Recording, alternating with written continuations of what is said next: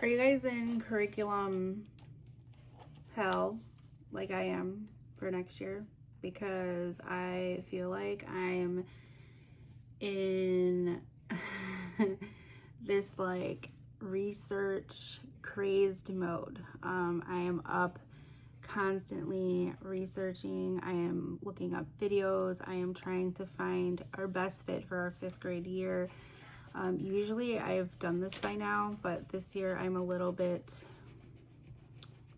I'm behind.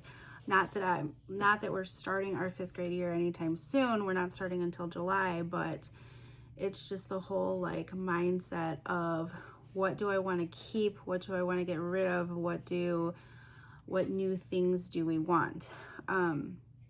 Math is my number one. I don't know what the heck to do because I feel like I'm never just going to find a math curriculum that we love from cover to cover. And I know that that's normal. I know that we're not supposed to love it from cover to cover. It would be nice, but like it's likely not a thing in most curriculums for people. So I'm on the struggle bus. We did the Good and the Beautiful math this year. I thought it would be something super independent for her, but I think she needs my guidance still with math because of just like, you know, she didn't want to watch the video, or like she thought she understood the lesson, and then when I would go back through it, she wasn't understanding it, or she thought she did or was understanding a previous concept. So I think that math needs to be something that I'm still 100% involved in. So that's where like my dilemma lies. I had someone reach out and say that Abeka math is really good, and one of my big beefy problems with the Good and the Beautiful is that the answer key does not show you step by step how something was done.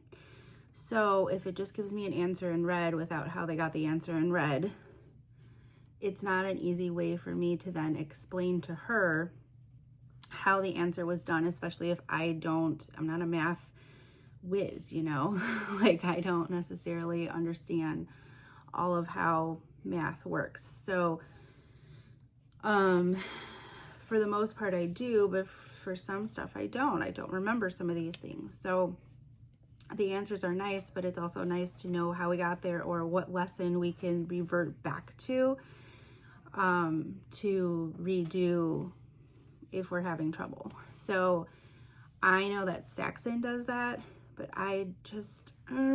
Saxon is so overwhelming to me.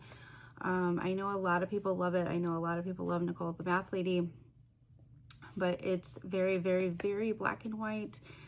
And I don't know. I really don't want to have to go to Saxon. But someone did show me Abeka, and that they did show you step by step how things are done, and that they did not purchase like all the components, and that it's working for them. She did send me some pictures, and like it seemed a little encouraging.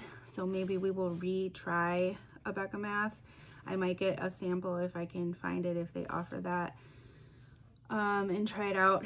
The other one that is a contender is Math Mammoth. That also has a video option.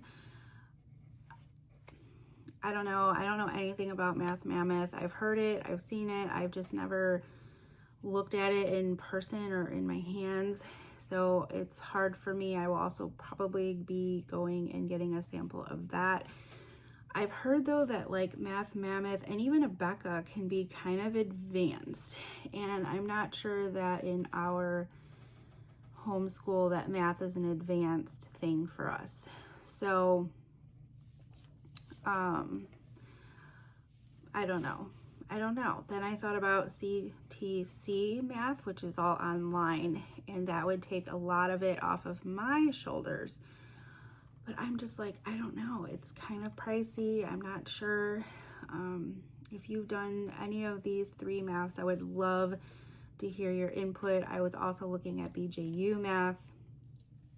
So any of those, I would love to hear your input on in the comments, or you can message me on Instagram, whatever. Like, show me pictures, show me it all, convince me how amazing it is for you. The next, the language arts with the good and the beautiful is something that, yeah, she's giving me a thumbs up, but honestly, she's doing it because she loves it, but I don't know that she's learning anything from it. That's the part that just seems silly to keep doing it, because I feel like she just is doing it for the geography and the art and the book reading. But like, I don't know that she's really learning anything from it. Do you think you're learning anything from it? No, but I'm having fun. Yeah. But like, I guess I could still, print out the free version and buy the readers, but we still separate our language arts anyway. So like, she still does Zaner Bloser grammar. We still do writing with My Father's World writing skills. We do vocabulary out of a different book. We're doing our own reading, like Charlie and the Chocolate Factory. Like, I'm picking our own books and we're doing novel studies on it. So I'm like, yeah, she likes it and she thinks it's fun, but it's really just adding more to her plate. And I guess like it can't hurt. And if it's working, like, what difference does it make, kind of thing. So we'll see. As far as like what other components, I'm definitely going to be picking our own books again. I had someone recommend to me Hearth and Stone or something. I forget what it's called. It was kind of an all-in-one, I want to say. And I'm not 100% sure. For whatever reason, when I was looking at the sample, I could not get past that there were 2 lessons on a page. I don't know. There's something that just, I don't like seeing them lined up like that. I know that sounds really ridiculous, but I'd have to print it and see how it is. I'm also just like, I don't know, there was something about it that just didn't seem like it would be for us. I did like that they included the novels, and so everything would be all together and already done for me, so that I didn't have to piecemeal these things together. But I kind of enjoy that, even though it's a lot of planning and prep on my part. I do really like that. Still going to be doing philosophy next year with our Philosophy for Kids book. I purchased this on Amazon, I think, but yeah, we got a lot to go. History is still up in the air. I think we're going to read the Tuttle Twins book, the history book. I'm just not 100%, but I think that's where we're going to start with. And then, like, I don't know if we're going to continue grammar with Zaner Bloser. I don't know. We're probably not going to continue the vocabulary that we're doing with Vocabulit. Spelling, I'm coming across that she is a good natural speller, but we're still needing some spelling words. So I'm not sure if I'm just going to pull those from, say, the reading books that we're doing, or just get like Evan Moore spelling, which is what she used to do for the first several years that we homeschooled. She did Evan Moore. So I don't know. I'm just kind of up in the air. History is a big one that I'm like, I don't know what to do. We do have our social studies with Discovery, our Discovery book, and I would love to finish out that.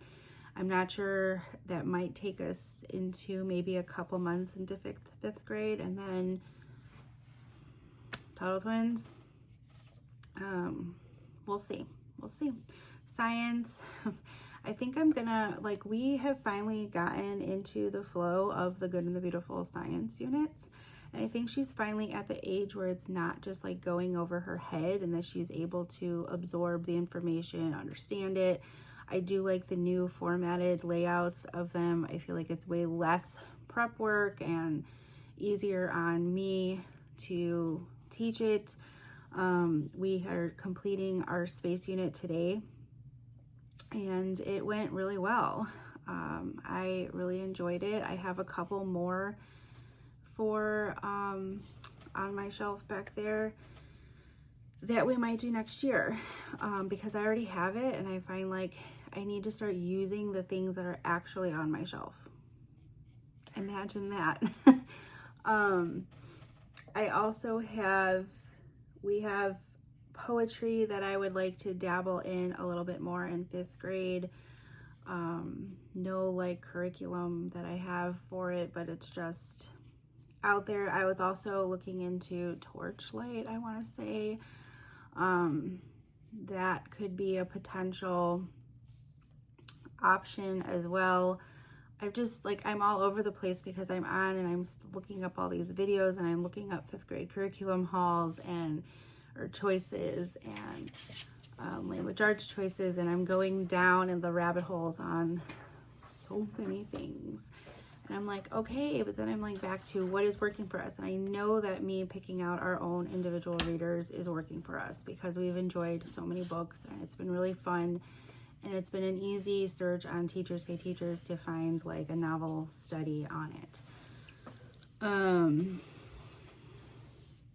I think that's all the curriculum. Like, isn't that all the levels? I know I want to incorporate some kind of nutritional health,